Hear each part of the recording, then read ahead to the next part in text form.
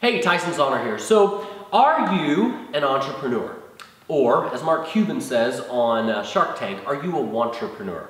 Well, I'm going to give you a little test today, and we're going to find out whether or not you're a true entrepreneur or not, because there are 3 words and phrases that I truly believe do not exist in the vocabulary of a true entrepreneur. So let this be a bit of a measuring stick as to where you are really in your journey of becoming an entrepreneur. Now, if you're guilty of some of the things that I'm going to tell you about in this video, don't let it discourage you. If you want to become an entrepreneur, just understand that you can become an entrepreneur, but some of the words that you're using in your vocabulary, if you're guilty of these things, are holding you back on that journey, okay? So let's talk about what those things are. Number 1, I don't believe entrepreneurs use the word guarantee. Okay? Guarantee is an employee mindset type of word, right? When you go to get a job, well, how much can you guarantee I'm going to make an hour, right? If I sign this contract, what can you guarantee my salary is going to be? And there's nothing wrong with having an employee mindset.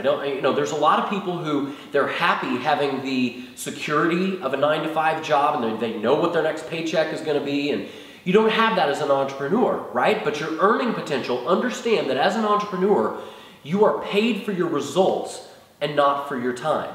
And nobody can guarantee what your results are going to be. Only you can guarantee your results based on your work ethic, based on how quickly you learn, how well you develop your skill set, and how effectively and consistently you implement that skill set. So you're not going to hear an entrepreneur use the word guarantee. I hear this a lot. People will, as many of you know, I promote various income opportunities, online income opportunities, and so forth. And from time to time, I'll get somebody that says, well, I don't want to sign up unless you can guarantee that I'm going to make money. And to me, that's a clear sign that this is a person who is stuck in an employee mindset and will remain there forever until they start to understand that what entrepreneurs do is they take calculated risks. Okay? It's important to understand. All right? So guarantee is not a word that should exist in your vocabulary if you want to be a true entrepreneur. The next one is more of a phrase, and it is I can't. Okay? I can't blank. Fill in the blank. I can't afford it. I can't sell. I can't learn computers. Whatever, right? I can't.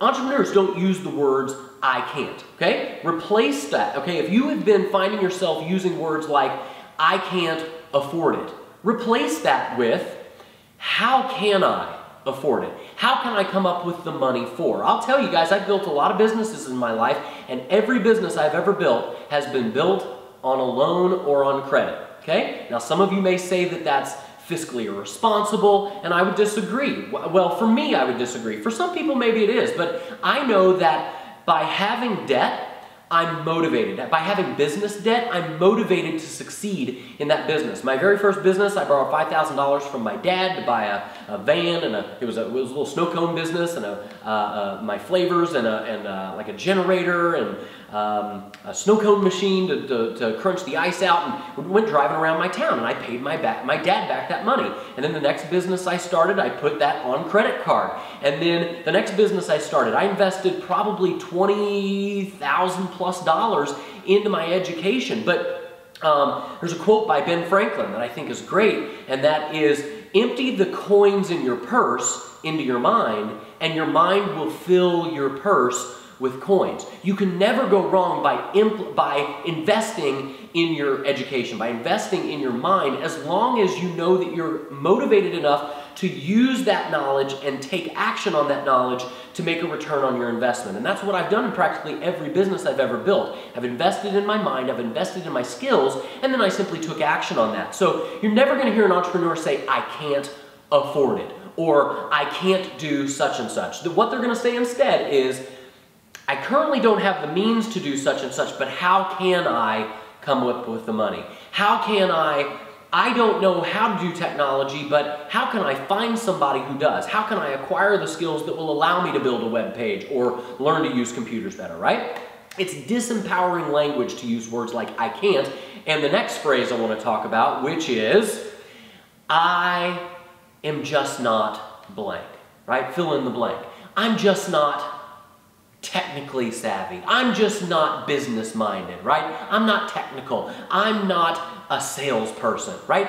What you're doing when you use that word, I'm not, is you're defining who you believe you are as a person, your core value. And I want you to understand, you will never, ever, ever, your actions will never be out of line with who you believe you are as a person at the core, okay? If you believe at your core that you are an atheist, you will never go around telling people about God, right? I mean, your actions will never, they will never contrast who you believe you are as a person. If you believe you are at the core, you're a vegetarian, you will never go out and eat meat, right? Your actions will never contradict who you believe you are as a person. So if you use disempowering language by saying things like, well, I'm just not business-minded, I'm just not technically savvy. Guys, nobody came out of the womb, nobody came out of their mama's belly knowing how to use a computer. Nobody came out of their mama's womb knowing how to build a business, right? Everybody who's good in business is good because they learned the skills necessary through trial and error and through learning from mentors and taking action and the school of hard knocks, right? Same thing with technology or anything else. By saying, I'm just not, you're defining who you are. You're basically giving yourself an excuse for why you're going to fail. And you're setting yourself up for failure. And I'll admit, I was actually guilty of this with my weight. I've been guilty of this most of my life with my weight. And I've been very careful of this in my attempt to stay in shape, because I would find myself, I've been, up 50 pounds, down 50 pounds, back up 80, down 80 pounds. And I would find myself using words like, somebody would say, wow, you just lost a bunch of weight, you look great. And I would use words like, oh, yep, story of my life. Oh, yeah, I'm a yo-yo dieter, I always have been. And by saying those words, I was actually giving myself permission. I was setting myself up for my next weight gain, right? Because I was telling myself, I'm a yo-yo dieter, story of my life, this is just who I am. I'm the kind of person who gains weight and loses it, gains weight and loses it.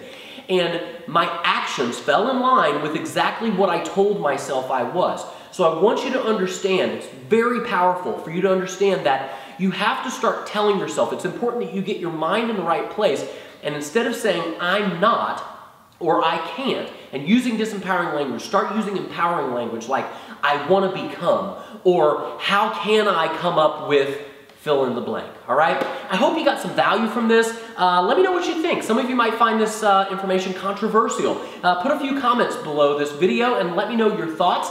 And if you want to see how I started a brand new business that I knew nothing about and went from absolute zero to 5 figures a month in a little about over 8 months, register for my upcoming webinar, successwithtyson.com/daily routine, and I'll show you an inside peek at exactly what I'm doing in my business day in and day out, part-time actually, with as little as about an hour a day, to build a 5-figure monthly income in a brand new business that I knew nothing about, all right? We'll hope to see you on the webinar. Once again, successwithtyson.com/daily routine to register, and we'll look forward to seeing you on the upcoming webinar. Have a good one. Bye.